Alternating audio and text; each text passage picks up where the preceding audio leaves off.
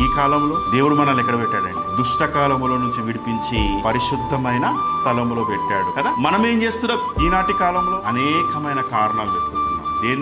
దేని గురించి? ఆదివారము తప్పించడానికి, సంఘానికి రాకపోవడానికి, సహవాసములు ఉండకపోవడానికి కదా. ఎన్ని కారణాలు ఉన్నాయండి మన దగ్గర? ఎన్ని కారణాలు ఉన్నాయి చెప్పండి. అంటే మనకి ఏది ఇష్టం లేదు?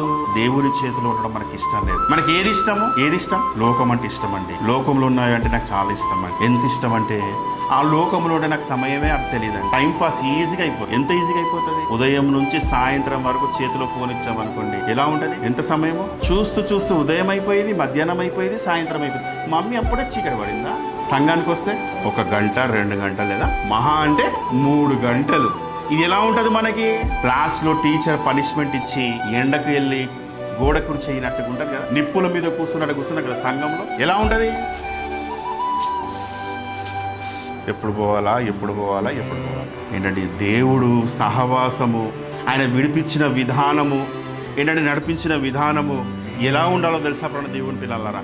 ఏంటంటే 1 గంట కాదు, 2 గంటలు కాదు, ఉదయం నుంచి సాయంత్రం వరకు కూర్చున్నా సంతోషమే. ఎందుకు? ఎవరి సన్నిధానంలో ఉన్నాం మనం? దేవుని సన్నిధానం. దానికంటే గొప్ప విషయం ఏమైనా ఉందా? ఒకసారి ఆలోచించు. నిజం చెప్పాలా, లోకములో లేనిది, ఇంట్లో లేనిది ప్రశాంతత ఎక్కడ ఉంటుంది? దేవుని సంఘములో ఉంటుంది. ఎందుకు ఉంటుందని చెప్తున్నానో తెలుసా? ఇంటికి వెళ్ళామనుకోండి, ఏదో ఒక చిరాకు. ఎవరి ద్వారా?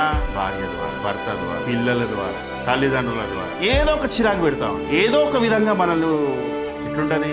ముళ్ళకర్ర తీసుకొని కదా, ఎంత భయంకరంగా ఉంటుంది లోకంలో ఉంటుంది. కానీ అదే ఇష్టం మనకు మళ్ళీ. ఎందుకు?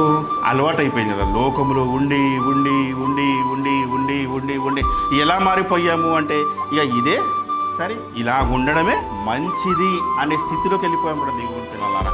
ఎందుకంటే మనకు మంచి మాటలు ఒంటికి పట్టవు, మంచి దేవుడి మాటలు మనకు ఇష్టపడము. దేవుడు అన్న వాక్యం అన్న లోబడే స్థితి ఉండదు. సహవాసం, సంఘం అన్న మనకి ఇష్టం ఉండదు. అవకాశాలు వెతుకుతా ఉంటాం కూడా దేవుడు పిల్లలారా. ఎప్పుడు సంఘాన్ని మానుకుంటే బాగుంటుంది అనే అవకాశం వెతుకుతాం. కానీ ఈ వారము ఒకేసారి సంఘంగా మనం కలుసుకున్నాము, మధ్యలో ఇంకొక రోజు మనం కలుసుకుంటే బాగుంటుందనే ఆలోచన ఎవరికైనా వస్తుందా? సహవాసంలో ఉంటే బాగుంటుందనే ఆలోచన మనకు కలుగుతుంది.